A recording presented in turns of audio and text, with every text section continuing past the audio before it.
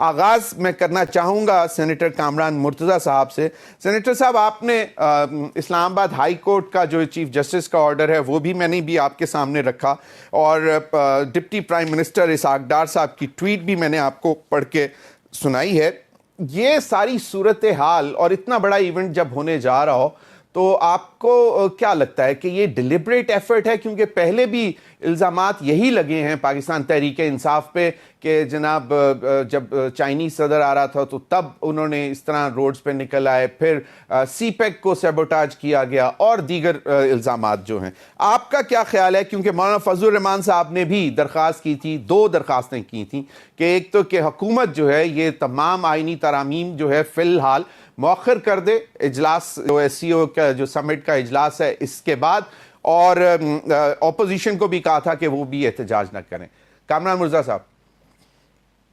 دیکھیے مولانا صاحب اس پہ کہہ چکے ہیں کہ جو دوست باہر سے آ رہے ہیں وہ اتنا بڑا ایونٹ ہے اور بہت عرصے کے بعد اتنا بڑا ایونٹ ہے، تو ان کو ایک طرف تو وہ خوش آمدید کہہ چکے ہیں، اور اس ماحول کو اور معاملات کو بہتر بنانے کے لیے 2 طرفہ اقدامات 2 طرف سے ہونے تھے. ایک نون لیگ کی طرف سے اور پاکستان پیپلز پارٹی کی طرف سے کہ وہ انگیج کرتے پی ٹی آئی کو، اور دوسرا پی ٹی آئی کی طرف سے کہ وہ انگیج ہوتے اور ایسے موقع پہ جگ ہنسائی نہ کرتے.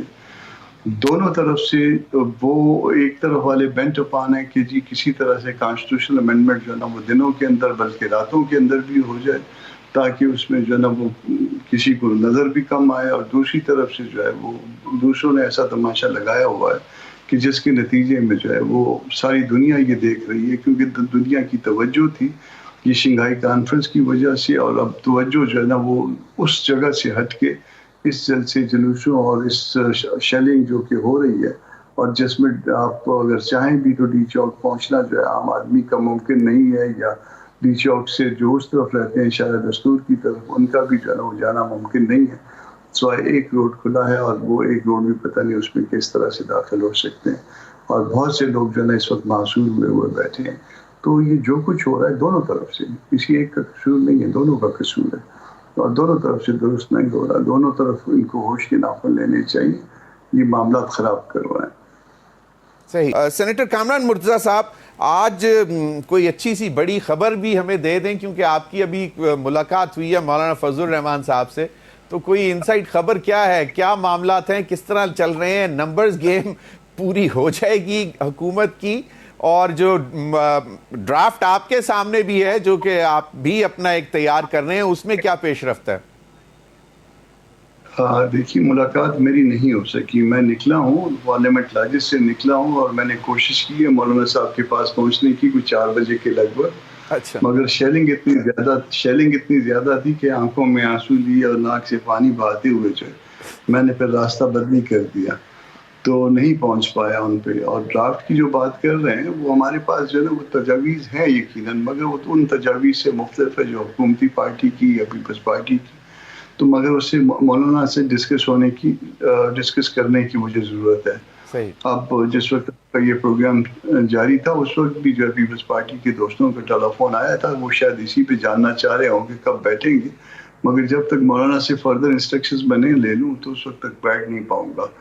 تو یہ حالات اس وقت ڈی چوک کے تو ایسے ہی ہیں، مگر خوشخبری کوئی نہیں. خوشخبری دیکھیے یہ کوئی اچھی خبر نہیں ہے پاکستان کی.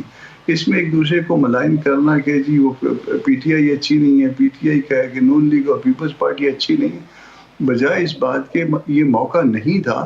یہ بات تو ہمارے عام پڑھے لکھے لوگ جو نہیں تھے وہ بھی جانتے تھے کہ جب کوئی گھروں میں جو تقریبات ہوتی ہیں یا ہونے والی ہوتی ہیں تو اس وقت جو ہے نا وہ عزیزوں رشتہ داروں محلے والوں کو منا لیا کرتے تھے، ان کے ساتھ تعلقات اچھے بنا لیا کرتے تھے، تاکہ وہ جو کام ہونا ہے جو آگے انہوں نے کوئی تقریب منعقد کرنی ہے اس کو اچھے طریقے سے مناسب طریقے سے انجام دے لیں. تو اس بات کو حکومت کو بھی سمجھنا چاہیے، اس بات کو پی ٹی آئی کو بھی سمجھنا چاہیے. معاملات درست طریقے سے آگے لے کے چلیں. اپنا جو ہے نا وہ جو ہمارا چہرہ ہے وہ دوسروں کو اچھا ہی نظر آنا چاہیے، گھر میں ہم جیسے بھی ہوں. بالکل صحیح. کامران مرزا صاحب، تو نمبرز گیم کے حوالے سے کیا لگ رہا ہے آپ کو؟ کیونکہ اب آرٹیکل 63A کے حوالے سے بھی فیصلہ آ گیا. آپ خود ماشاءاللہ بیرسٹر ہیں، چیزوں کو بڑی اچھی طرح سمجھتے ہیں قانونی اور آئینی معاملات کو، تو اب آپ کو کیا لگتا ہے کہ یہ نمبرز گیم پوری ہو جائے گی؟